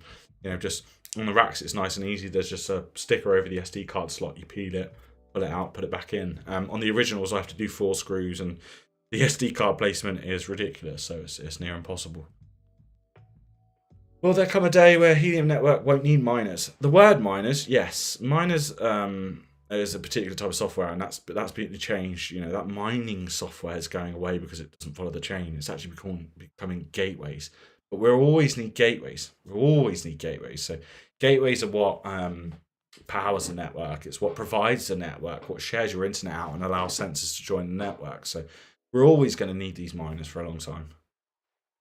Yeah, and I saw some stuff recently about Sidewalk Pro units. So, you still don't own to run them, and who's going to install them?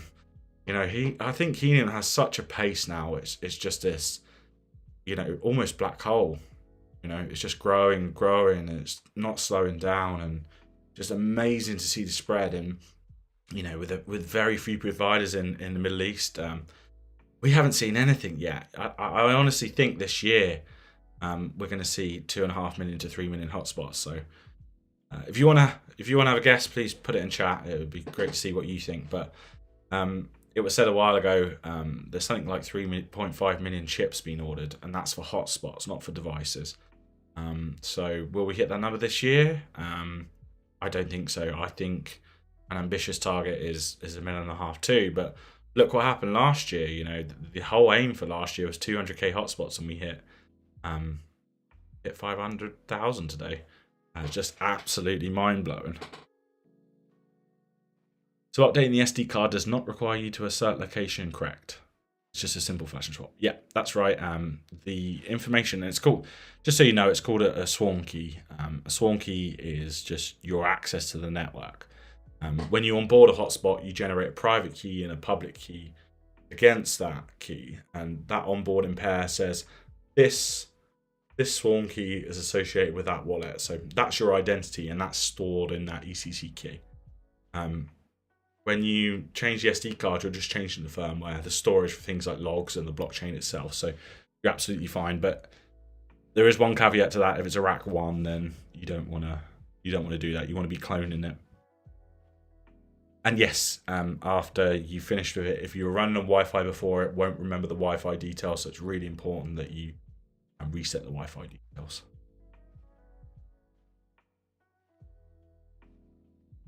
Yeah, thanks for all the likes, guys. It's been fantastic.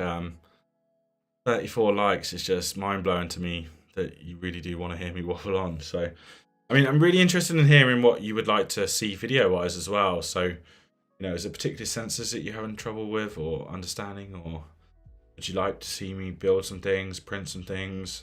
I really want to get in the new office Octoprint running, so I'll be able to put Octoprint live on a website somewhere so you can see it. But I really want to start building some small sensor kits that anyone can take off of GitHub and print and use. So I'm pretty sure the first one's going to be Joey's project. I think they come tomorrow. So like I say again, seriously, get your hands on these. 12 quid each. They're just nothing. I bought myself a pair just in case I break one.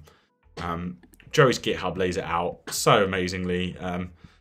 For me, I'm fairly new to small board sensors as well, but you know, just having to put a ground pin in, a 5-volt pin, and then the actual data pin in, and then on the other side, all you're doing is just reading pin 1. It's labeled 2, but it's pin 1. That's all you do, and he's written the software, so it's all here. But even his 3D print mount files are here, so if you want to change it or just print it, you can. Just slice it up and print it. Will I be doing off-grid builds? I would love to do off-grid builds. Being in the UK, we don't have a lot of sun, so I've been waiting for light gateways, basically. That little lower power draw, less bandwidth usage. It means that I can walk up with a box that's all in one kit, you know, 4G, solar, everything, and put them on top of rooftops. I think it'd be a very quick win if you can get a weighted box on someone's rooftop and you can build that kit. So something I definitely want to involve out and go through. Yeah, I'd be very interested in doing that in the future. An idiot's guide, beginner's guide to getting into sensors, from ordering a kit to getting it hooked up. Yeah, I agree with you, High on Helium. The first one that I started was a Home Assistant series. So there's a video on my channel. Recommend it so much if you haven't started with anything like that. All you need is a Raspberry Pi for it. I've 3D printed a case. You can go buy one if you want. I just enjoy 3D printing, you know. And this gives you a great base to do all your sensor stuff from. So all of your dashboards, all of your alerting. Comes with a mobile app.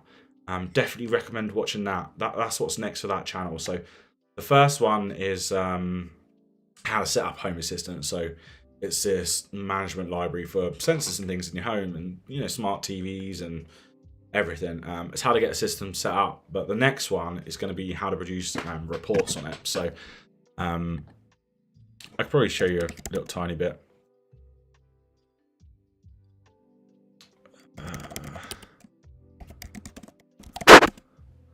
Nope. Let's see. I think it's that one. There we go. So this is a few days old, but this is Grafana. See if we can go last year. There you go. So this is a Grafana dash soil moisture dashboard that I've got. It's got a BME 680 in it. So I also have these soil moisture sensors. So yeah, it's a really cool little dash. And this is the kind of thing that you can do on Home Assistant. This is on the VPS, but this kind of system you can do on Home Assistant. So everything you need to get going. And it's dead at the moment because I left it out in the snow, but it iced over. If it's going to load. There you go. So this is what I call my network monitoring dash for my local area. So this is how well my my mapper's being used in the local area. So I can see that it's being covered by 18 hotspots the whole time of the transaction. So how long it was held before it got through, the top RSSI it was heard at, and SNR, battery level, and accuracy. So I pull all this information out of the Helium console and then just draw it on Grafana. And Home Assistant is a base that all you do is you can go to it and say, okay, install Grafana, install Node-RED, you know, the system behind it to power it.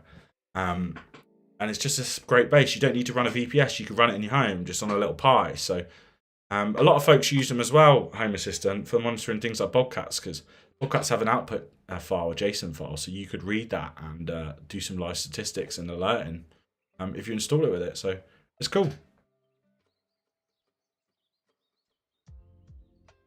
Yeah, I see some of the newer hotspots have them. The Marseille one looks like a very nice unit. I would love to get my hands on one of those for testings.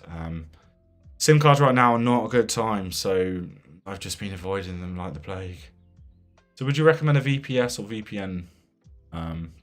They're the same thing, aren't they? If that's what you're talking about using them for. I say VPS because it's just sometimes easier from my background just to put up a VPS and install these pieces of software, but I'm very, very, very, very interested in running them locally with the hotspots. Home Assistant is an amazing system as well. So if you do have, some server capacity or a computer that's on all the time at home, you can just run it in Docker. I find the flash info card a much easier step if it's your first time from doing it. As CD Terry can attest to. My guide made it look really simple, but when you try and do it on a VPS or a Docker container, it can be a lot more difficult. How is Helium planning on connecting cities across other cities between the highways? Sure. Frank was asked about this the other day, and he actually said something quite interesting along the lines of watch this space, something about satellite and connections to these areas. So, keep your eyes to the ground.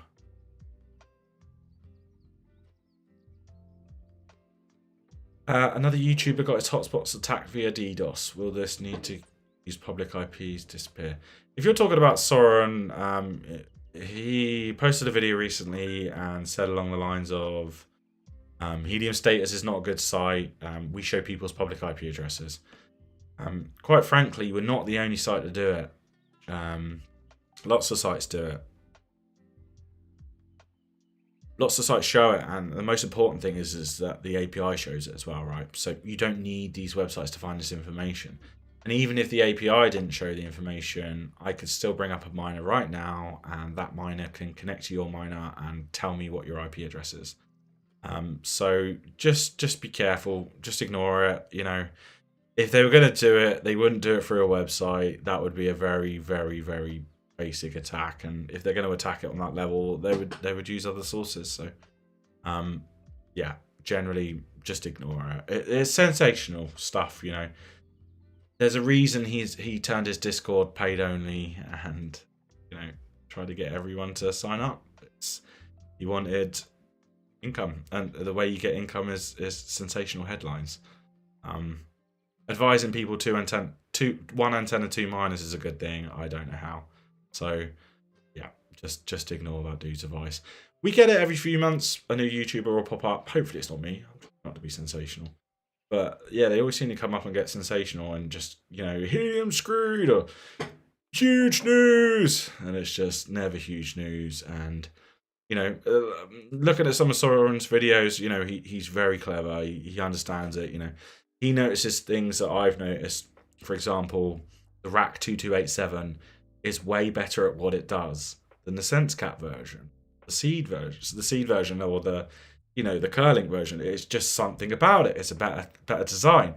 I'm not an electronical engineer to know that the low pass filter information, and he does. And I found out the reason for that is that Helium produced a 2287. They designed it for Rack, so of course it's going to be the best one. It was designed for the job. The others were existing LoRa technology that's been changed over. So yes, but that kind of information was good. But showing people how an amplifier has increased his RSSI the day before POC v11 went live, the day before, or here's 1 antenna, 2 miners, providing no extra coverage, no redundancy because there's no data usage. It's just not good for the network.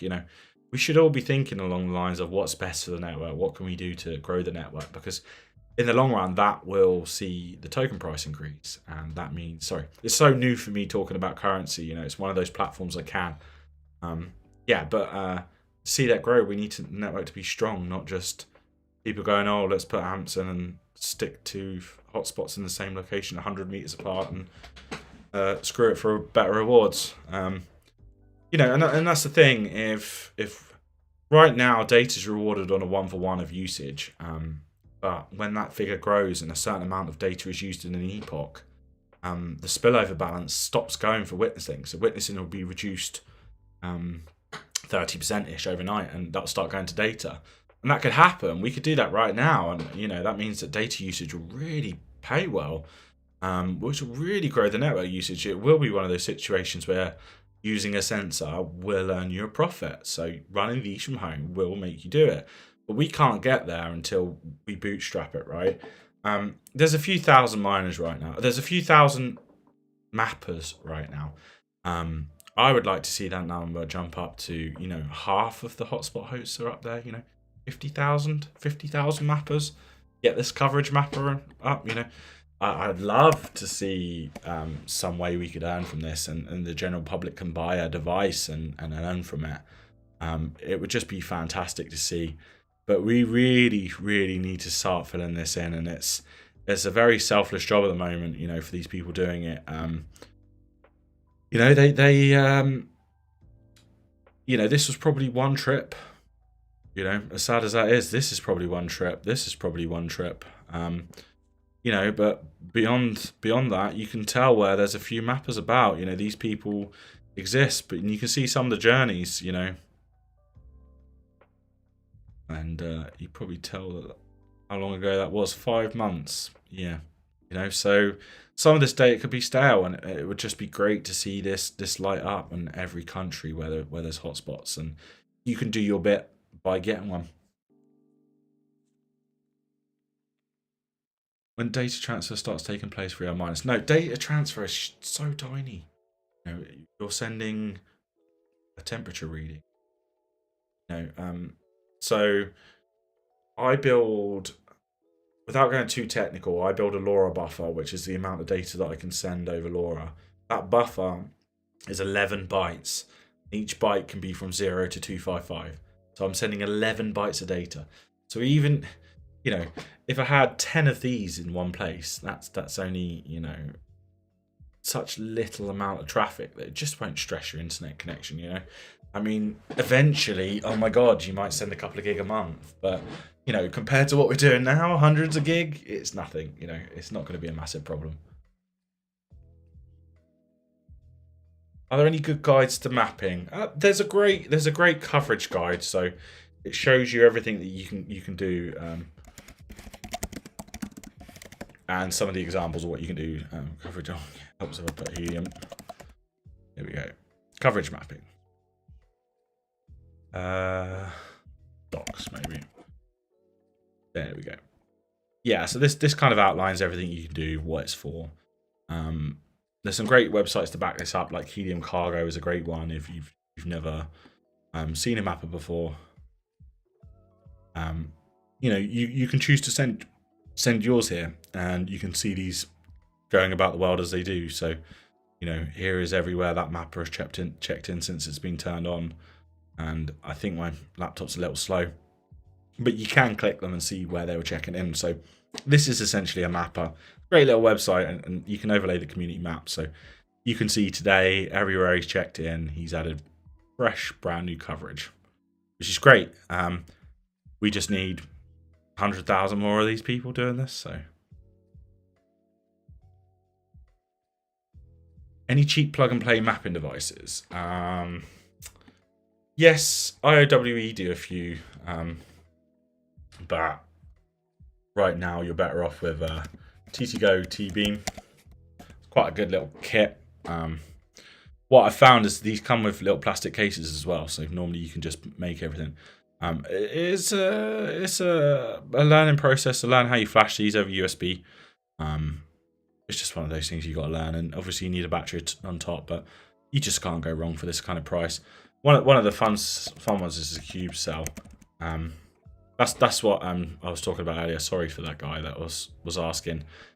Joe uses a cube cell for these, so I've been having trouble trying to find them in stock. So there's some, but yeah, this is a cube cell board.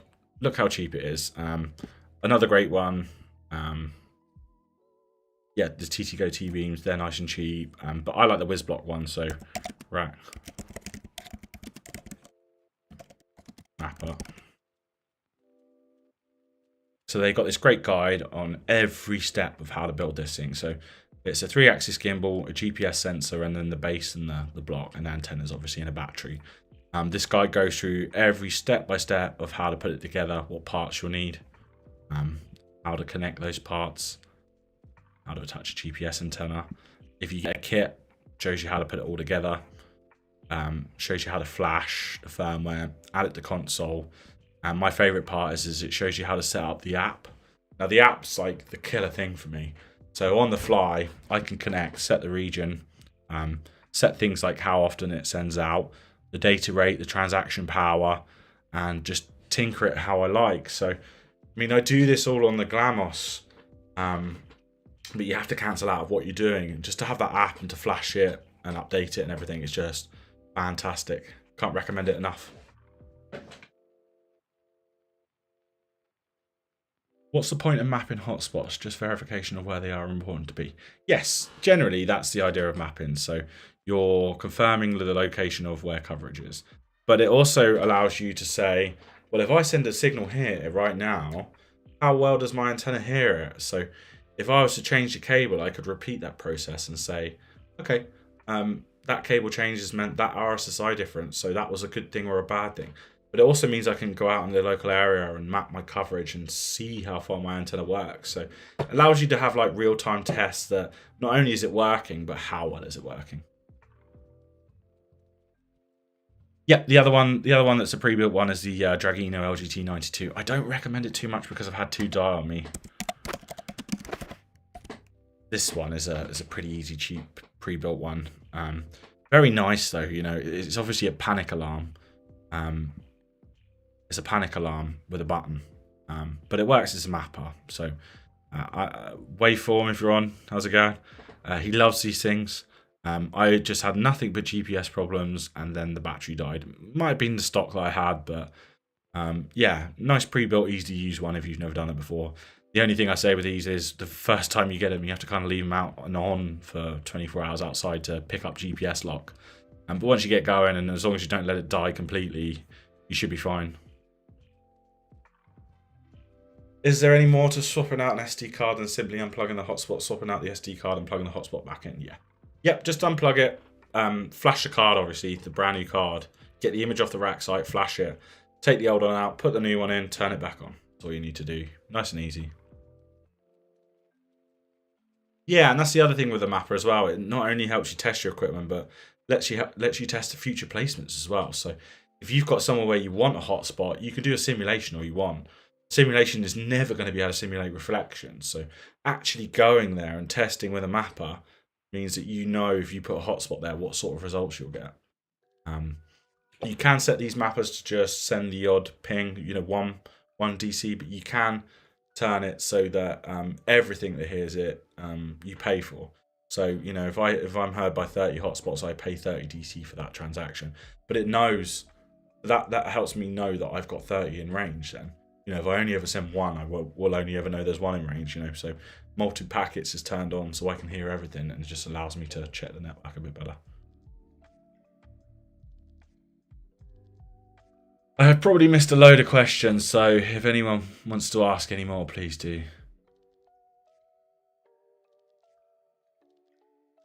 Yeah, the blockchain size, last I heard as well, was about 27 gig.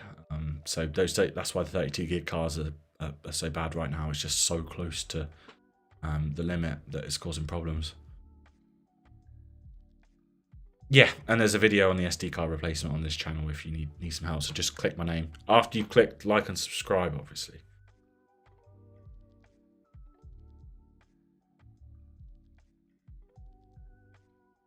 I do like that though. An idiot's guide to getting into sensors. I definitely think we as a community could do better. Boilerplate systems, maybe some kits and things like that. So it pings. So you've got a hotspot that pings but doesn't show online. Faint stone antelope. Let's have a look. Oh, sorry. I'm so sorry for all of these slidey windows. I'm not that. I'm fairly new to Mac, so I probably do things in a weird way. Faint stone antelope.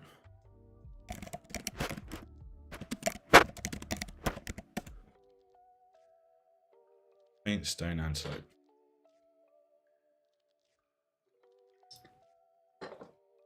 Observed to be up. Yeah, so this is saying that even though you're up, Explorer hasn't heard from you in a while, so thinks you're offline. There's nothing you need to do. You're up, you're working. So Helium status is a live check. This is just the API. The API hasn't heard from you in a while. You obviously can ping and everything. You've got a good peer connection. It's just one of those things you need to wait out. What are my thoughts on Demo? Sounds good. It's new. It's just one of those things that's unknown to me at the moment. So again, another project that launches in the States. It's nowhere else, so it doesn't look like we're going to get it for a while. Would love to try it eventually. I'm not sure if my car supports it, but it'd be lovely to try it. Question regarding SNR and RSSI. How much is good or bad? So SNR, so RSSI, if you're in the -60 range, you're in the same room. If you're in the -100, 120 range, you're at the 120, 130, 140. You know, that's the further away you get. So generally, you want to be as strong as possible, but obviously, you can be too strong sometimes. SNR, again, a plus number is a good number, a minus number is a worse scale. So, you know, hotspots can be heard from -20, -30, -40 SNR. LoRa is not a high link budget, so having a lot of noise, it can work through really, really well. They say SNR, if you're doing a voice call, you want about +20 SNR for a voice call. But for LoRa, it really can work at -20, -30.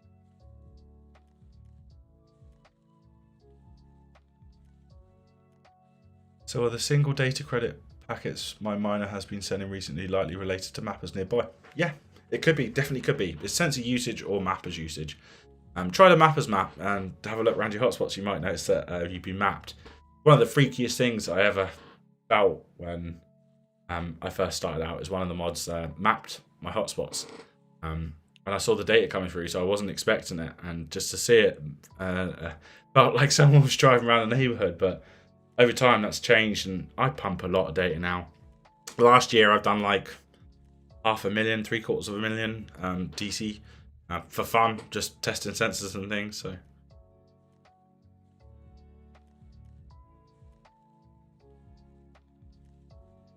Could I check striped oinks rat? Sure.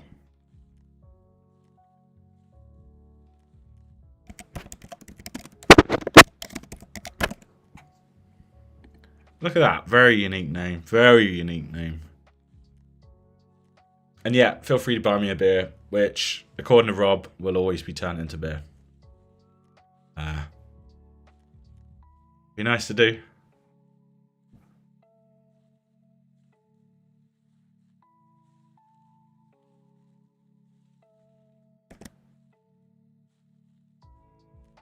Yeah, so right now it looks relayed. I could try a connection test. See if it refreshes it. Oh, where have I gone? There we go. Yeah, right now you're relayed. I definitely recommend fixing that. I mean, I know it's as annoying as it sounds. Like, sometimes these hotspots will just reboot and get relayed, so... Yeah, Helium Status is my app. You want me to check the RSSI and SNR? Okay. Let's have a look. So again, the best way to check your hotspot is your sent beacons. You don't send the beacons. You're saying what SNR you're hearing them at. So you can have a look. You know, how far away was this? 3.1 miles, 113. So that's good. SNR 0. Again, that looks good. It's a plus number. So having a look at your sent beacons, you can see -16, 140, very close to limits, very close to limits. Very close to limits, but these distances are good. You know, you'd expect that kind of noise and RSSI over distance. You know, something like this, I'd say that's a little weak. Again, that could be down to their placement, not just yours. But yeah, you're hearing people at very, very low limits, very, very towards the limits. So, you know, again, if you were in the same room, I'd expect to see 30, 40, 50, 60. And at these sort of distances, I expect to see it, but you've got some of the closer ones here that are just not doing as well as I think they would. You know, 3 kilometers, 130 when the limit's 145, I think, and a very low SNR. So might not be something that you could do anything about. But yeah. What is the rack 2287 used for?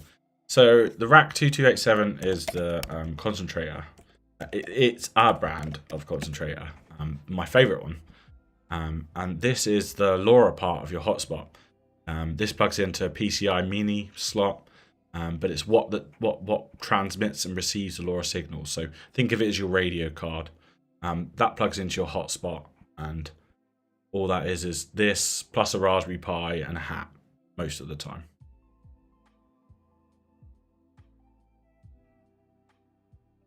Why is Explorer so slow, and what does gossip info actually mean? So there's a peer-to-peer network. Gossip info is the act of spreading that information across it. So you're announced to the network and all these peers that you're connected to. Hey, this is how you get hold of me. And that's gossiping. Explorer is so slow because it might not hear that. It's a huge game of telephone, right? So it might not hear that, you know. It just takes a while to hear it. There are some updates coming soon for Explorer, as far as I see. It should be getting a lot better, a lot quicker, but it's going to be a while. Wow, nearly 2 hours. Thanks, guys. Thank you so much for following me. Can't say that enough. It's just been fantastic having your support. So if you haven't already, please consider subscribing and hitting that like button for me. Makes such a difference to the YouTube algorithm if you do that. And please feel free to drop me some comments. I'm probably the most accessible person on Discord. My DMs are open. You can send me messages. I'm very interested to hear and help with data usage. Please, you know, I'm fairly burnt out with hotspot placement questions. If you'd like me to do a session though at the same time to just get it all out with any questions you ever ask, I'm more than happy to go over it, you know. Show you some of the tools, but you know, I always say follow the golden rule, get it as high as you can, get the internet as stable as you can, and that's all you should need to do. Beyond that, you just have to hope, you know. I know people that spend it all day, every day looking in the app. Probably amazed you to know I check the app once a week. The hotspots are going to do what they're going to do. I could spend all my time optimizing them for the 30%, but I'll spend more time optimizing them than I'll make back. Yes, I have ASIC placements, and yes, I have a couple on Wi-Fi, but the other ways around were too complex. Yes, in regards to a weekly session, I'm more than happy to do a live session. I enjoy doing this, so in regards to improving setups and things, buy a rack, buy a decent antenna, get it up high. But yeah, being more serious, I'm happy to carry on doing those hotspot deliverances with Gristle King. They've been real fun. But if people want some setup tips and things, maybe we can go over that. I mean, a lot of people seem to forget about Wi-Fi plugs and things. If you haven't seen Wi-Fi plugs, they'll save you so much time. So I've got these TP-Link Tapo plugs. Ignore the weird British ones if you haven't seen those before. They're just the better plug, obviously, but they just hurt more if you step on them. Worse than Lego if you've never stepped on one. But yeah, these things will save you a lot of time. I set them up on the host Wi-Fi or the host internet, and I set them up in my phone app, and then via 4G anywhere in the world, I can reset this thing. And this is all you should ever really need to do to your hotspot, is reset it. I wouldn't even consider resetting it unless it was down for 2 days or more, or you know that you definitely need to reboot. But it'll save you so much time, so definitely recommend these. But yeah, I think I'm going to call it there. Thanks so much for following, guys, and again, I can't thank you enough for your support. Hopefully try and do these once a week. I've got some more videos coming. Like I say, I've got a busy week, an office. Hopefully got a viewing tomorrow. I'll try and take some clips for you. Please, if you're interested in vlog stuff relating to LoRa and a more casual video, then I'm happy to do that. Again, just shout me on Discord. I'm probably the most accessible mod. And if you want to buy me a beer, feel free to do so on Helium Status.